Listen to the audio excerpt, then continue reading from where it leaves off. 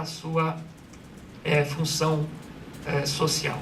Mas eu sustento que, desde sempre, esse princípio da função social, que está previsto na Constituição, ele vai se aplicar indistintamente tanto à propriedade privada como à propriedade pública. Não é?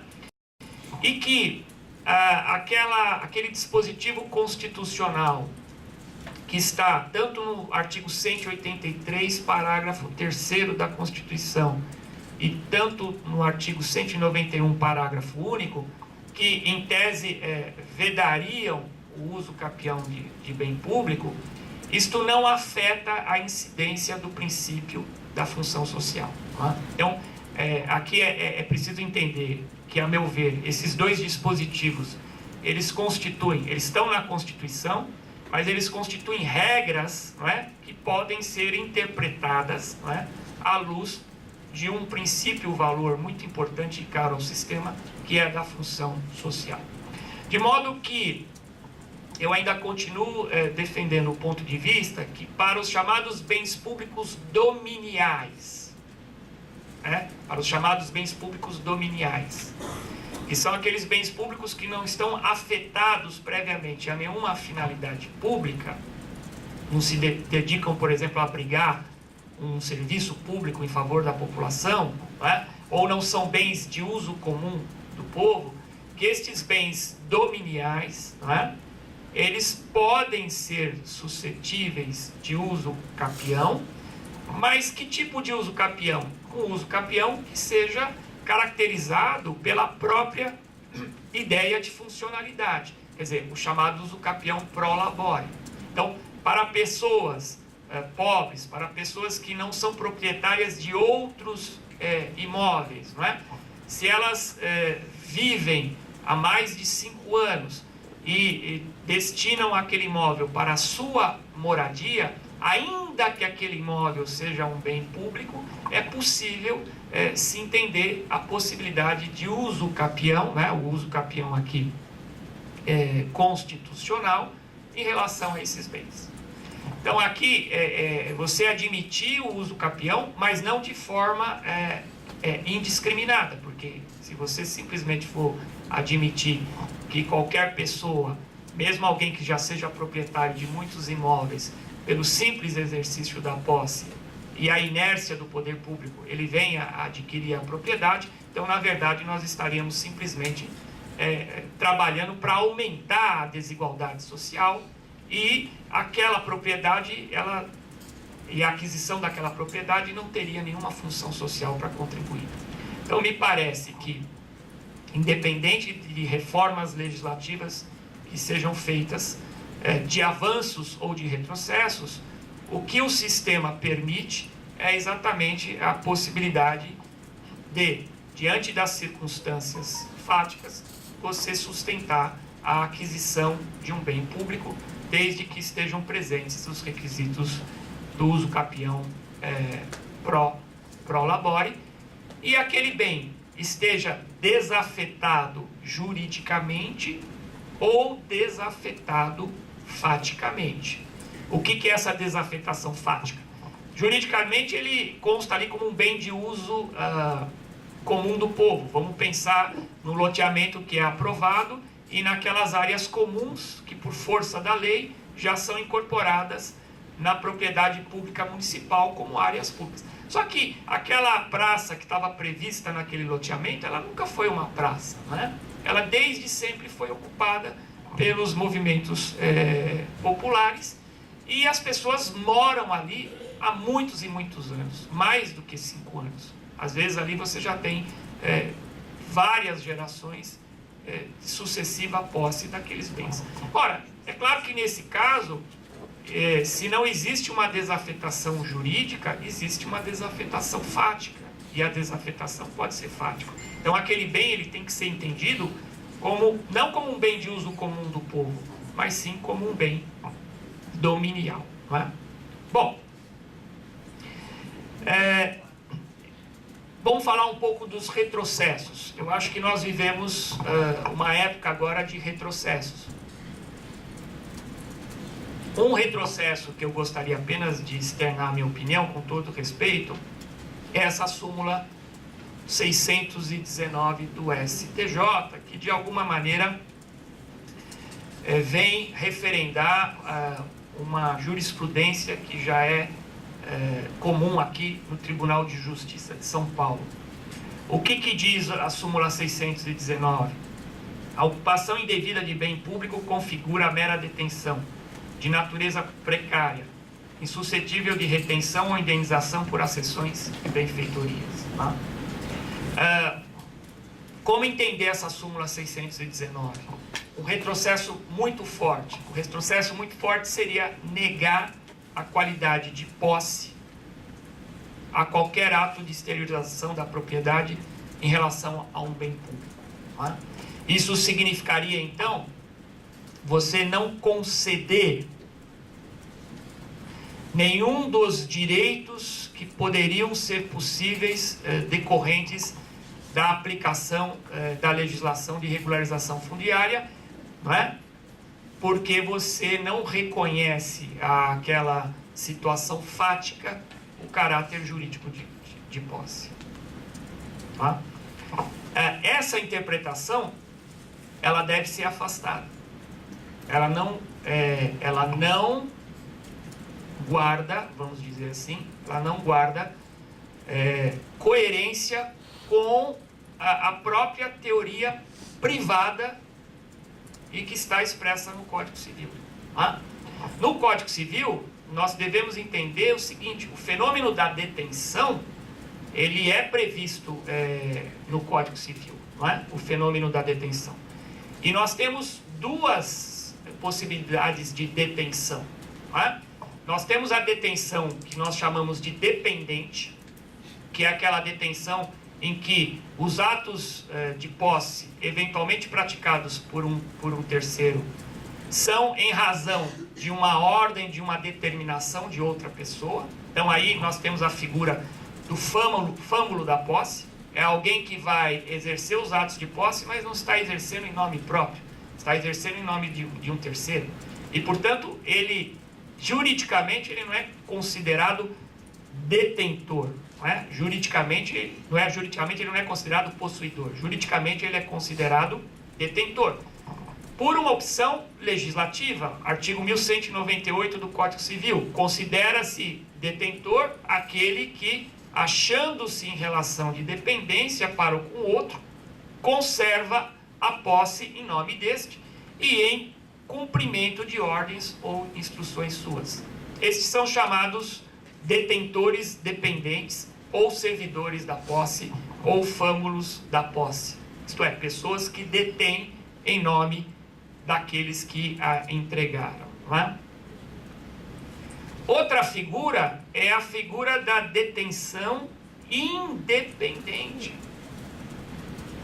que também está prevista no Código Civil, e que a detenção independente é aquela que é causada por atos violentos ou clandestinos, não é?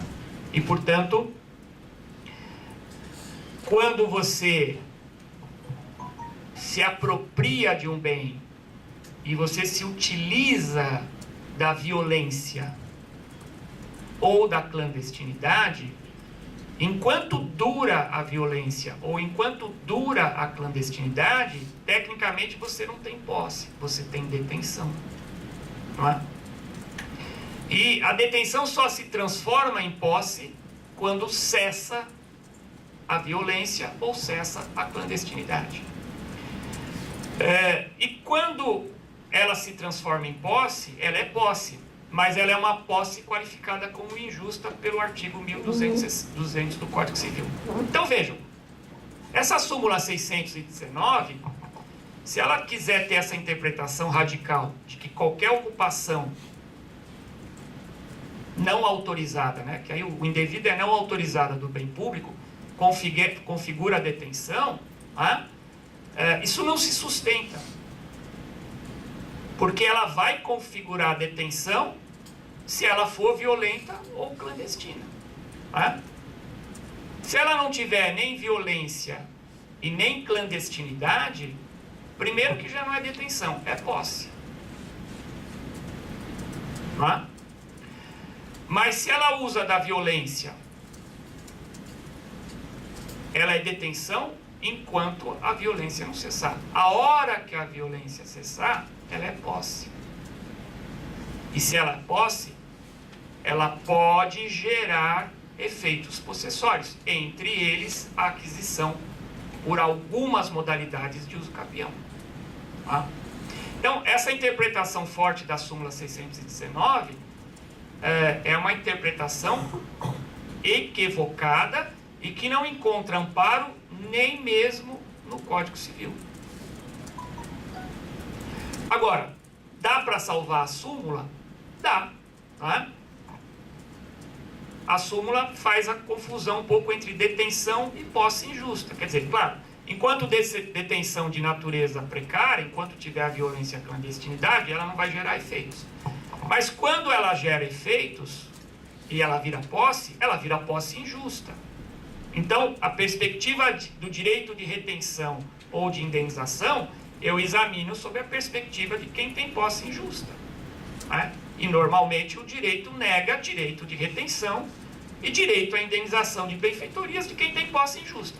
Então, essa é a única forma pela qual eu tenho que interpretar a súmula 619 do STJ. Não é? E não como talvez as procuradorias públicas vão interpretar, no sentido de que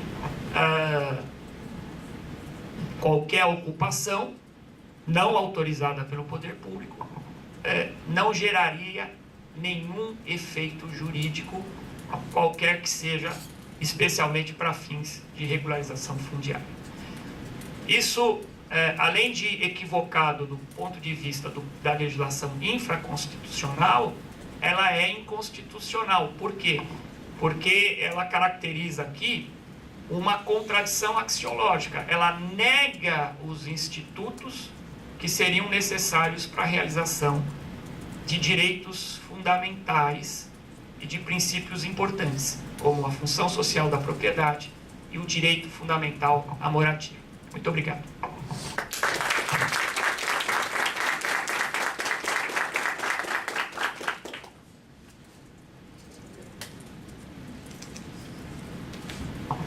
Professor Silvio, em nome da Defensoria e do Núcleo de Habitação, eu quero agradecer a sua presença, dizer que o tema que o senhor trouxe é um dos temas mais caros do Núcleo de Habitação. É super difícil, né, quem atua na área, defender as comunidades, defender a observância da função social, em especial a função social da propriedade pública.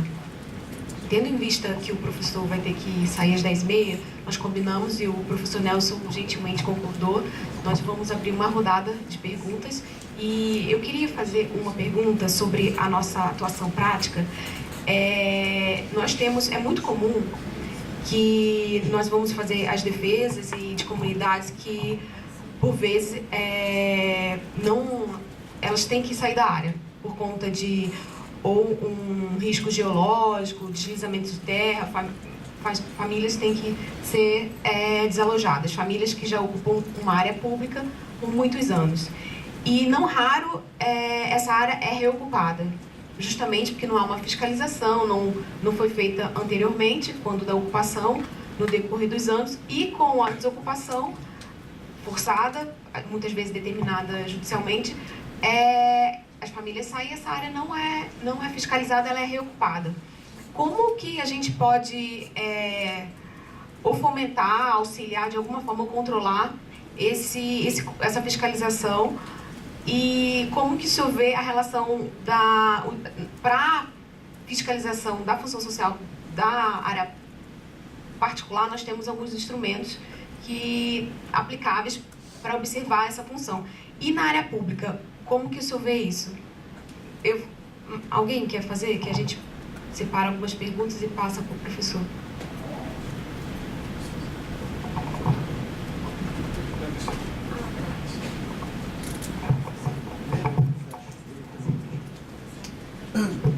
Bom dia a todos e a todas. Meu nome é Paulo, eu sou professor de Planejamento Urbano e Regional e temos na universidade um pequeno grupo de pessoas que inclusive está procurando trabalhar com a Escola de Defensoria Pública em São José dos Campos, justamente nessa causa da regularização fundiária. Mas a minha pergunta para o senhor é que toda a literatura que discute o problema da terra, do direito à cidade e agora da perspectiva da regularização fundiária, se defronta com uma coisa que muitos autores falaram, que no Brasil nós somos marcados por duas relações quase indissociáveis, que é o patrimonialismo e a aplicação arbitrária da lei. E muitas vezes as comunidades não têm nem recurso, nem a defensoria suficiente em número para defendê-las, nem a universidade tem porte para isso. Mas como o senhor vê a possibilidade de outros mecanismos de enfrentamento dessa frequente perspectiva do Ministério Público de entender a aplicação da lei, digamos assim, como disse o professor Schwartzman, que não é uma racionalidade formal, mas muitas vezes muito mais uma racionalidade substantiva, né? Que é assim que parece que funciona.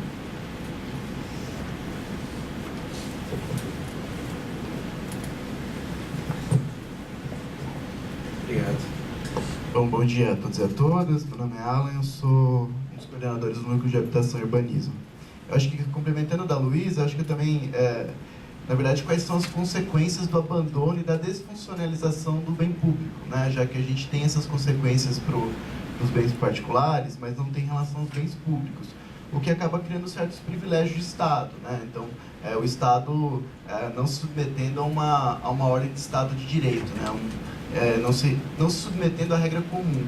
Eu vejo muito pela disputa do interesse público, né? Qual que é o interesse público que envolve, por exemplo, a vedação do bem público, da usucapião do bem público, né? Me parece muito mais o interesse público secundário de preservação do patrimônio do ente federativo, ou enfim, das outras pessoas de direito público, do que propriamente, no caso concreto, obrigatoriamente a preservação de um interesse público mais geral, como, por exemplo, a efetivação de direitos fundamentais, de moradia e etc.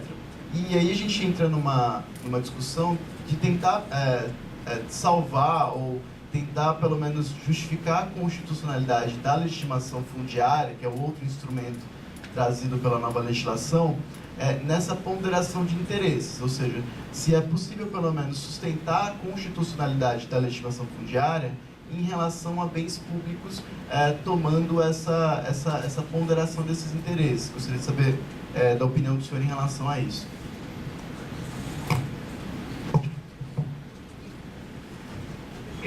As perguntas são todas interessantes e provocantes. A primeira observação, vou responder de uma maneira geral, mas abordando os pontos todos que foram colocados. Primeira observação geral, eu acho que o nosso modelo de solução de conflitos, e sobretudo de conflitos coletivos, né, e difusos, ele é completamente equivocado. Por quê? Porque ele se baseia no modelo de solução de conflitos individual. Então, o vizinho, o modelo de conflito individual, o vizinho, ele é perturbado por uma obra do seu vizinho. Ele vai lá, tenta resolver amigavelmente, ele não consegue, ele tem que ir a um terceiro, que é o Poder Judiciário. E o Poder Judiciário, com base em laudos e perícia, vai arbitrar quem tem razão, se é o vizinho queixoso ou o outro. Agora, quando você transporta isso para interesses difusos e coletivos, e vamos tomar uma questão importante, moradia no Brasil, questão da moradia. Nós temos aí os movimentos sociais reivindicatórios, que eles não podem ser tratados como criminosos ou antiterroristas, não é? Nós temos um déficit concreto de moradia, esse é um problema real. Temos o problema das áreas de preservação permanente. Temos o problema de ausência de fiscalização do poder público, que leva à ocupação dessas áreas e uma degradação da vida dessas pessoas e do meio ambiente. E resolvemos isso como? Como um modelo tradicional. E o próprio Estado, a única pessoa jurídica, custeada por nós, contribuintes, ela vai pagar, então, a Defensoria Pública para defender os interesses da população, que, por sua vez, vai pagar a Defensoria do Estado, os procuradores do Estado, para defender o ponto de vista do Estado, e que vai remunerar o Ministério Público para atuar como fiscal da lei, muitas vezes colocar exigências que não são compatíveis com a realidade, e vai remunerar muito bem o juiz para decidir sobre um caso que ele não tem a menor condição de decidir, porque ali faltam elementos técnicos, ou você não vai encontrar empecilhos no ponto de vista orçamentário. Quer dizer, isso é loucura, não é? Qual que teria que ser o modelo? O modelo tem que ser o seguinte: nós temos um problema em São Paulo. Qual é o problema? Um déficit habitacional. Temos isso, áreas de ocupação. A partir do diagnóstico feito pelos institutos de pesquisa, universidades, demandas populares, todo mundo tem que sentar e procurar a melhor solução possível, né? Defensoria Pública, Procuradoria do Estado, né? Ministério Público, Poder Judiciário, organizações não governamentais que estão envolvidas nisso. Esse é o modelo que a gente deveria buscar para a solução de conflitos difusos e coletivos. Porque senão o que nós estamos fazendo aqui? Nós desperdiçamos recursos públicos. Porque a Defensoria tem um gasto, a Procuradoria tem um gasto, o Ministério Público tem um gasto, o Judiciário tem um gasto, e a solução não vai ser satisfatória. E a população não vai ser atendida.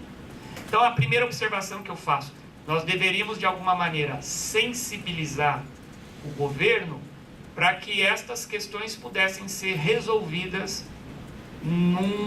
como formas alternativas de resolução de problemas. Uma câmara de mediação, uma câmara de conciliação, alguma coisa que a gente pudesse trazer, internalizar estes problemas, tá? Seria uma forma muito mais econômica e envolvendo aí todos os órgãos responsáveis pela execução.